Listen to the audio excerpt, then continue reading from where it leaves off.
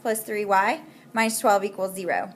First thing I've got to do is I have to find my slope from my parallel line. So here's my equation, so I have to rearrange it into y equals mx plus b. So we're going to move everything over. So I've got to move the negative 12 over, plus 12. I've got to move the 7x over, because I want y by itself. And that 7x is going to change to a negative 7x. So now I've got 3y equals, I have like terms that I need to combine, so I'm going to combine 0 and 12 to make 12 minus 7x, because those terms cannot combine. And now I have to divide by 3 because I don't want 3 y's, I want 1 y, so I'm going to divide by 3. All terms get divided by 3. And so now I have y equals 12 over 3 is going to simplify 2. If I use my calculator, it's going to give me 4. Hopefully you said 4. And now I have 7/3 and negative 7/3. So I'm going to see if that'll simplify to another ratio.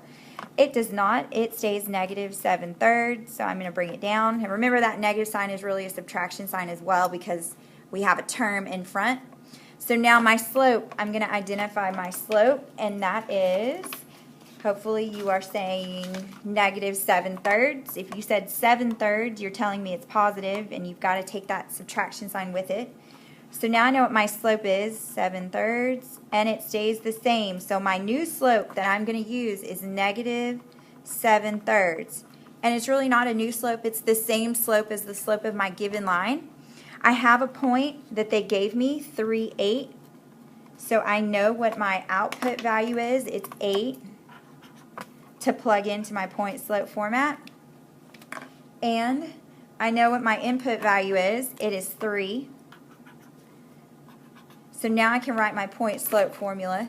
So it's going to be y minus, plug in my output value of 8 equals, my slope is negative 7/3, parentheses x minus, and now I got to plug in my input value, which is 3, and there is my point slope format. So now I'm going to rearrange this to make it slope intercept before I can graph it. So I'm going to distribute my slope. So I'm going to have y minus 8 equals negative 7/3 x, and now I have to multiply. So I'll type in negative 7/3 times, now that 3 is negative, don't leave off the subtraction sign, so I get plus 7, and now I have to move over my negative 8, and that's going to become a positive 8, and now I must combine like terms again, 7 and 8.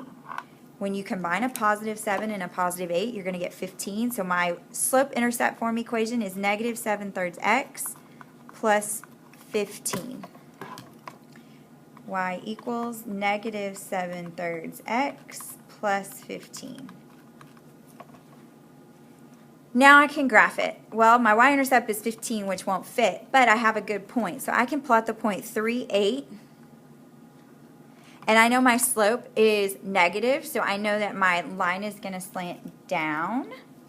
So I'm going to go ahead and go down 7 and right 3. 1, 2, 3, 4, 5, 6, 7. 1, 2, 3. I'm going to go down 7 more. 1, 2, 3, 4, 5, 6, 7. 1, 2, 3. And if I go down 7 more and right 3, I'm off the grid. And then if I want to try to sketch the other side of my graph line, I have to go up 7 and left 3, but that's not going to work because I run out of graph space. So here is my new line. But I want to see if it's parallel to the original line. So I'm going to go back to this equation and I'm going to graph this line. And I'm going to graph it in a different color. I'm going to graph it in purple. So I'm going to kind of color code for you. And my y-intercept is 4, so I'm going to start at 4, and it's going to go the same slope. So I'm going to count the exact same way. I'm going to go down 7 and right 3. Down 7 and right 3. And I'm out of graph space. I'm going to see if I can go up 7. Nope, I ran out of room, so I'm just going to, as accurately as I can, draw a straight line. And that part probably wasn't as straight as you can be. And then you can see that they are parallel lines. Please use a straight edge when you're drawing your equations. Don't try to freehand it like Mrs. Love, so that your graph lines are as accurate as possible, and that would make them appear to be parallel. All right, let's look at